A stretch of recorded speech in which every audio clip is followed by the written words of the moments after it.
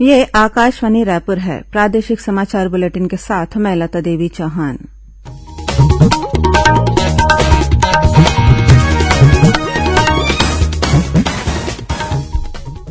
और अब पेश है आज के मुख्य समाचार। छत्तीसगढ़ के सभी 23 सिविल डिस्ट्रिक्ट में कल मेगा लीगल सर्विस कैंप का आयोजन किया जाएगा। मुख्य न्यायाधीश वीडियो कॉन्फ्रेंसिंग के जरिए करेंगे शुभारंभ। कवर्धा शहर के भीतर कर्फ्यू में सुबह 8 बजे से रात्रि 8 बजे तक दी गई राहत। रैली, धरना प्रदर्शन और सभा के लिए लेनी होगी अनुमति। उत्तराखंड के नैनीताल में फंसे भिलाई के सभी यात्री आज सकुशल लौट आए। दुर्ग स्टेशन पर किया गया स्वागत। और प्रधानमंत्री कल सुबह 11 बजे आकाशवाणी से मन की बात कार्यक्रम में अपने विचार साझा करेंगे।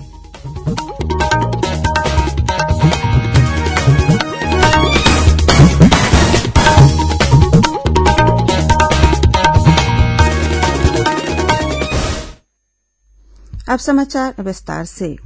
राष्ट्रीय विधिक सेवा प्राधिकरण और आउटरीच प्रोग्राम द्वारा प्रदेश में कल 24 अक्टूबर को ई मेगा लीगल सर्विस कैंप का आयोजन किया जाएगा। छत्तीसगढ़ उच्च न्यायालय बिलासपुर के मुख्य न्यायाधीश तथा छत्तीसगढ़ राज्य विधिक सेवा प्राधिकरण के प्रमुख संरक्षक न्यायमूर्ति अरूप कुमार गोस्वामी सुबह 10:30 बजे राज्य के सभी 23 सिविल डिस्ट्रिक्ट में होने वाले ई मेगा लीगल सर्विस कैंप का वीडियो कॉन्फ्रेंस के माध्यम से शुभारंभ करेंगे। कार्यक्रम की अध्यक्षता छत्तीसगढ़ उच्च न्यायालय के न्यायाधीश न्यायमूर्ति गौतम भंडारे करेंगे। रायपुर न्यायालय परिसर में आयोजित कार्यक्रम में रायपुर जिला और सत्र न्यायाधीश अरविंद कुमार वर्मा, कलेक्टर सौरभ कुमार और वरिष्ठ पुलिस अधीक्षक प्रशांत अग्रवाल भी शामिल होंगे। मेगा कैंप में शासन की कल्याणकारी योजनाओं के तहत हितग्राहियों को लाभान्वित किया जाएगा। इस अवसर पर विभिन्न विभागों की प्रदर्शनी भी लगाई जाएगी। कवर्धा में आम जनजीवन को सामान्य बनाने के लिए शहर के भीतर कर्फ्यू में सुबह 8 बजे से रात्रि 8 बजे तक राहत दे दी गई है। वहीं कवर्धा शहर के भीतर और 5 किलोमीटर के दायरे में किसी भी प्रकार की रैली, धरना, जुलूस, सभा और प्रदर्शन करने की अनुमति नहीं होगी। जिले के भीतर रैली, धरना, जुलूस, सभा, प्रदर्शन और सांस्कृतिक तथा अन्य कार्यक्रमों के लिए अनुमति अनिवार्य रूप से लेनी होगी। कबीरधाम कलेक्टर रमेश कुमार शर्मा ने इस संबंध में सभी अनुविभागीय अधिकारी और पुलिस प्रशासन को आदेश जारी कर दिए हैं। उन्होंने बताया कि नगर पालिका परिषद कवर्धा की सीमा के अंदर रात्रि 8 बजे से सुबह 8 बजे तक अति आवश्यक कार्यों को छोड़कर बिना अनुमति घर से बाहर निकलना प्रतिबंधित होगा। वहीं व्यावसायिक प्रतिष्ठान खुले रहेंगे। दूध और समाचार पत्र हॉकर सुबह 6 बजे से अपना कार्य कर सकेंगे। उधर कोरिया जिले में विधायक अंबिका सिंहदेव की घोषणा के बाद कोरिया बचाओ मंच का क्रमिक धरना समाप्त हो गया है। उत्तराखंड के नैनीताल में फंसे भिलाई के सभी यात्री आज सकुशल लौट आए हैं। भिलाई सेक्टर 8 स्थित एरोबेटिक क्लब से नैनीताल गए पर्यटन दल के सभी सदस्य दिल्ली से समता एक्सप्रेस से आज सुबह सकुशल लौट आए। दुर्ग स्टेशन पर जिला और पुलिस प्रशासन द्वारा इन यात्रियों का फूल भेंट कर स्वागत किया गया। यात्रियों ने बताया कि इस आपदा से वे लोग जल्दी इसलिए बाहर आ पाए क्योंकि छत्तीसगढ़ और उत्तराखंड सरकार के बीच बेहतर समन्वय रहा। साथ ही वहां के जिला प्रशासन ने भी तेजी से रेस्क्यू का कार्य किया। गौरतलब है कि भिलाई के एरोबेटिक क्लब के 44 महिला सदस्य सहित 6 पुरुष और 5 बच्चों का यह दल बीते 16 अक्टूबर को रवाना हुआ था। नैनीताल पहुंचने पर भूस्खलन के बाद वे सभी वहां फंस गए थे। राष्ट्रव्यापी टीकाकरण अभियान के अंतर्गत देश में अब तक 101 करोड़ 30 लाख से अधिक कोविड टीके लगाए जा चुके हैं। इधर प्रदेश में कोरोना रोधी टीकाकरण अभियान जोर शोर से जारी है। प्रदेश में अब तक 2 करोड़ 22 लाख 93 हजार से अधिक कोरोना रोधी टीके लगाए जा चुके हैं। इनमें 1 करोड़ 56 लाख 18 हजार से अधिक लोगों को पहला टीका और 66 लाख 75 हजार से अधिक लोगों को दूसरा टीका लगाया गया है। धमतरी जिला कोरोना रोधी टीकाकरण में प्रदेश स्तर पर तीसरे स्थान पर है। इस बीच छत्तीसगढ़ के 20 जिलों में कल कोरोना संक्रमण का कोई नया मामला नहीं आया है। प्रदेश भर में कल 26 व्यक्ति कोरोना संक्रमित मिले हैं। वर्तमान में प्रदेश की औसत पॉजिटिविटी दर 0.12% है। वहीं देश में स्वस्थ होने की दर 98.16% हो गई है। 67वां राष्ट्रीय फिल्म पुरस्कार वितरण समारोह 25 अक्टूबर को दिल्ली के विज्ञान हॉल में आयोजित किया जाएगा। इस अवसर पर उपराष्ट्रपति M Venkaiah Naidu Chhattisgarhi film Bhulan the maze के निर्देशक मनोज वर्मा को पुरस्कृत करेंगे। भूलन द मेज राष्ट्रीय पुरस्कार प्राप्त करने वाली पहली छत्तीसगढ़ी फिल्म है। इस फिल्म का प्रदर्शन विभिन्न फिल्म महोत्सव में हो चुका है। यह फिल्म संजीव बख्शी की उपन्यास भूलन कांदा पर आधारित है। प्रधानमंत्री नरेन्द्र मोदी कल सुबह 11 बजे आकाशवाणी से मन की बात कार्यक्रम में अपने विचार साझा करेंगे। मासिक रेडियो कार्यक्रम की यह 82वीं कड़ी होगी। मन की बात कार्यक्रम आकाशवाणी और दूरदर्शन के समूचे नेटवर्क पर प्रसारित होगा। यह आकाशवाणी समाचार की वेबसाइट और news on AIR mobile app पर भी उपलब्ध रहेगा। आकाशवाणी समाचार, डीडी न्यूज, प्रधानमंत्री कार्यालय तथा सूचना और प्रसारण मंत्रालय के यूट्यूब चैनल पर इसका सीधा प्रसारण होगा। आकाशवाणी से हिंदी प्रसारण के तुरंत बाद मन की बात कार्यक्रम प्रादेशिक भाषाओं में प्रसारित किया जाएगा। प्रादेशिक भाषाओं में इसे रात 8 बजे फिर सुना जा सकता है। प्रादेशिक समाचार आप आकाशवाणी रायपुर से सुन रहे हैं और अब आगे बढ़ते हैं बाकी के समाचारों की ओर। श्रोताओं, इन दिनों देशभर में मनाए जा रहे आजादी का अमृत महोत्सव के अंतर्गत केन्द्र और राज्य सरकारों के विभिन्न विभागों द्वारा अनेक कार्यक्रमों का आयोजन किया जा रहा है। इसी कड़ी में लोगों को मौसम और जलवायु के विभिन्न पहलुओं के बारे में जागरूक करने के लिए रायपुर स्थित मौसम विज्ञान केन्द्र द्वारा भी अनेक प्रयास किए जा रहे हैं।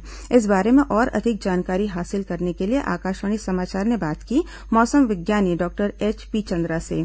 इस बातचीत का प्रसारण समसामयिक विषयों पर आधारित हमारे साप्ताहिक कार्यक्रम बातों बातों में के अंतर्गत कल 24 अक्टूबर रविवार को प्रातः 9:30 बजे आकाशवाणी केन्द्र रायपुर से किया जाएगा। इसे छत्तीसगढ़ स्थित आकाशवाणी के सभी केन्द्र एक साथ रिले करेंगे।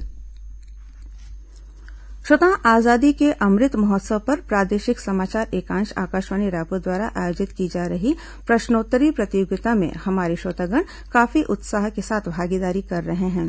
कल इस प्रश्नोत्तरी श्रृंखला के 8वें अंक में हिन्दी समाचार बुलेटिन में प्रश्न पूछा गया था कि असहयोग आंदोलन के दौरान महात्मा गांधी के आह्वान पर रायपुर में स्वतंत्रता सेनानियों द्वारा कौन सा राष्ट्रीय विद्यालय स्थापित किया गया। इसका सही जवाब है सप्रे शाला राष्ट्रीय विद्यालय। प्रश्न के उत्तर में बड़ी संख्या में लोगों ने जवाब भेजे हैं, लेकिन हमें सबसे पहले सही जवाब भेजने वाले विजेता हैं मुंगेली जिले के ग्राम मनकी निवासी तुषार खांडे। श्री खांडे को विजेता बनने पर हम आकाशवाणी परिवार की ओर से हार्दिक बधाई और शुभकामनाएं देते हैं।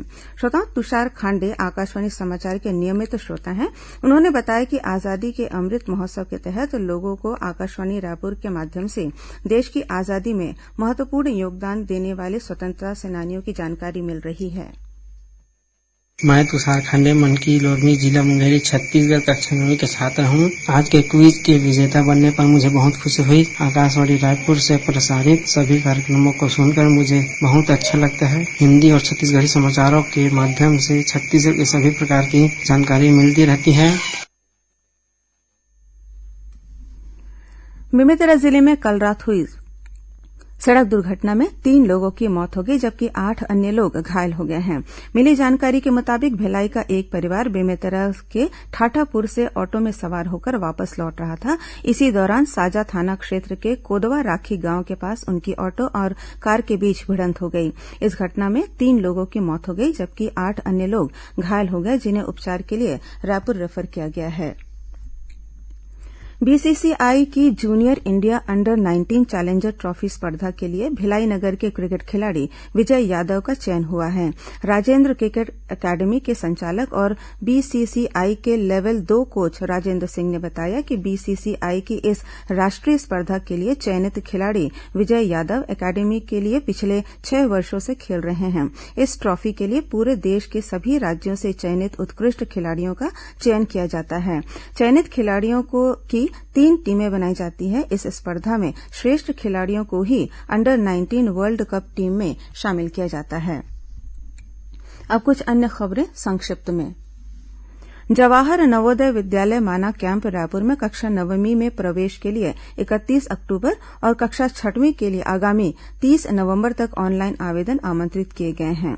महासमुंद जिले में पटेवा पुलिस ने 130 मजदूरों को ले जा रहे एक वाहन को पकड़ा है। इस मामले में कार्रवाई के लिए वाहन को श्रम विभाग के सुपुर्द किया गया है।